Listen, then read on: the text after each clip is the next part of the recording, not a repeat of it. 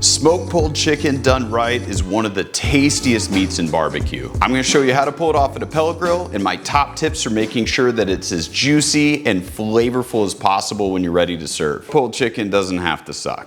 Let's prep the chicken. So you wanna use some kitchen shears or poultry shears and then cut along the backbone here. Now I like to smoke my chicken in halves, not just spatchcock, because I find that it allows you to deeply season all the sides, really gives you more grill space too if you're gonna do a bunch of chickens at the same time, gives you a little bit more control. Plus the chicken cooks faster. Before I forget, I'm also going to cut off the wing tips. All right, there we go. Okay, and then once you've got the chicken laid out like this, you wanna trim a little bit of that excess fat. Sometimes there's a little bit excess on the top and the bottom. Clean out the insides too. I just grab a paper towel, kind of pat the inside dry of anything excess. And then what you want to do here is similar to just spatchcocking a chicken. Once you've got the backbone out, flip it so you've got the breast side up. And then you just want to give it a good push. Sometimes it's a loud snap. In my case, it wasn't very loud, but that's okay. And then I am going to go ahead and just use my shears to cut right down the middle. There we go. That's it. If you're wondering why I'm wearing gloves, it's more of a reminder to not like scratch my face and grab a bunch of stuff with chicken hands. Now what I'm gonna do before we season them is I'm actually gonna loosen up the skin on the breast meat here because I do want to season underneath here as well as on the skin. All right, so you can use any barbecue rub that you like. Today, I think I'm gonna go Scorching Sun. I haven't made chicken with that in a bit, so it's nice and spicy, but any rub that you want works. I like to season the breast, and then we'll season the rest. Boy, that was a dumb joke. So once you've got the breast meat seasoned, go ahead, pull the skin back over. That's gonna be important to insulate the chicken. Boy, is this hard to do with one hand. All right, screw it. I'll just wash my hands again. It's more important to do it right. All right, clean hand again. Let's keep going. So let's flip this over to the ugly side. That way we end up with the presentation side on top. Okay, so we've got the meat seasoned. There's more meat in here, obviously on the bottom too, so make sure that you season pretty generously. Go ahead, flip it over, and then we're gonna leave it on this side as we put it in the smoker. Okay, so I've got the chicken sitting here. I've got the smoker preheated now, so let's go ahead and get it on. All right, I've got my pellet grill here. Now I'm set to 275. You can cook 275 to 300 really. You don't need to go much higher because you want to make sure you have enough time for all of that smoke flavor to build up on here. Too low and the chicken gets a little dry. I feel like that 275 to 300 range is real good. Go ahead and stick these little things in here. I'll take those off early just for some stock later. And then we're gonna let these cook for a while. Maybe an hour, 90 minutes, and yeah, we'll be back. While the chicken's smoking, let's whip up a barbecue sauce. I'll put the recipe up here for you too so you can follow along. All right, so we're gonna start with a tablespoon of butter. And then to that, we're gonna add about 2 chipotles worth in adobo sauce, which would be about maybe 3 tablespoons minced. Mine happens to be like in a jar already minced, which is nice. Then I've got 2 tablespoons of tomato paste, and this is really the main reason why we're gonna be cooking it down ahead of time, is we gotta get that raw flavor of the tomato paste out of there. Now while that's going, I'm gonna go ahead and grate 3 garlic cloves too. Now if you don't wanna grate them, you just wanna chop them up or mince them, that's fine too. Grating kind of brings out a little bit more of the flavor in this sauce, that's why I do it. I love garlic. All right, so we'll stir the garlic, tomatoes, and chipotle together.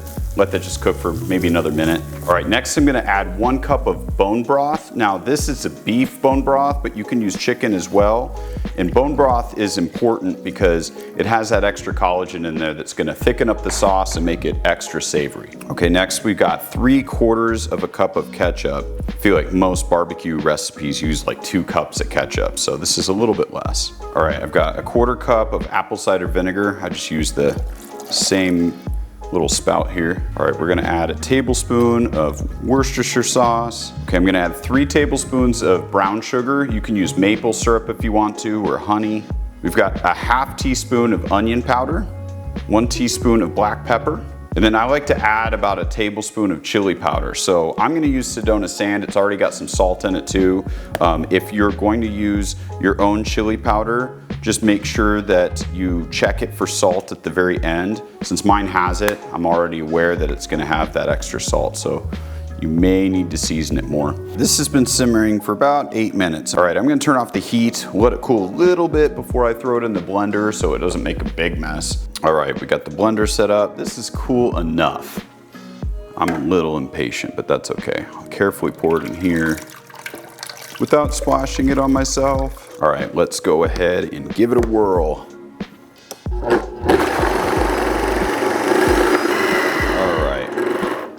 Let's try it. Oh, that smells good. That's really good. Nice and tangy, super, super savory. I'll pour it in here. So we're done with the sauce. I guess we just wait on that chicken. All right, let's check. Ooh, it's been a little over an hour. You can see that the skin is nice and firm now. I'm gonna go ahead and check the temp on the breast. All right, we're about 150 here. Thigh meat's almost 160, but I really want to get this to about 180 or so because it'll really break down all the fats and everything and just shred perfectly. So I'll kind of keep my eyes on this. I'll come back in maybe about 30 minutes. Once the thigh meat reaches about 180 degrees, we can go ahead and pull that off, put it in a foil pan, and then wrap it up with some plastic wrap. That allows the chicken to steam while it's resting, and it's gonna make the meat a lot easier to pull off. All right, now for the fun part. I don't know how you feel, but I definitely keep the wings aside. I want those. The chicken's manageable. Sometimes it's like really, really hot. So again, the gloves. Make sure when you're shredding this chicken, first thing you wanna do is pull off all of the skin. Now don't get rid of this. Set it to the side. Test bite. Now this is why we wanted to season under the skin, because this time the chicken actually gets the seasoning. Make sure you look out for these wishbones. These can sneak in. Now the size of chickens can vary, but I find that I usually have about 2 1/4 to sometimes even 2.5 pounds of meat after I've picked it off the bone. Okay, now that we have all this flavorful meat, we're gonna do something with that chicken skin. Told you not to get rid of it. There's a lot of great fat, seasoning, and flavor on here. So grab it like a dirty rag and rub it all into the chicken. Use both sides to transfer as much of the fat and seasoning back into the meat. Now you could throw this back on the grill and crisp it up, but I find this is a lot easier and a lot more practical. Next, we're gonna add some of that delicious savory barbecue sauce in here. There's about 2 1/4 pounds of chicken, so I like to add at least a ½ cup of barbecue sauce, mix it up, and then taste from there. All right, let's taste test. I'm gonna add a touch more seasoning because it needs just a tiny bit more salt. All right, the last step is to add some warm broth. You want to put it right on top into the pan, and what this does is it'll keep it nice and moist, especially if you're going to be serving some guests in a little while. It's also great when you're reheating the chicken if you have leftovers because it keeps it really moist. All right, let's build a little sandwich. Toasted up a bun here. We'll put some of that smoked chicken on there. Let's top it with a little more of that sauce. I'm going to finish it with some homemade pickles. Let me know in the comments if you want the pickle recipe. All right, there we go. That's my kind of chicken sandwich. No BS here, just pickles, sauce, and smoked chicken. The best part is that the chicken is so moist and flavorful, and that's what it's really about. Yeah, you could put some slaw or some lettuce or whatever on here, but I mean, when you have good pickles, good barbecue sauce, and just a pile of meat, in my opinion, that's what makes barbecue so freaking good. This recipe's always on repeat at our house. I hope you guys try this one out. If you do, let me know in the comments, and we'll see you guys next time. Cheers.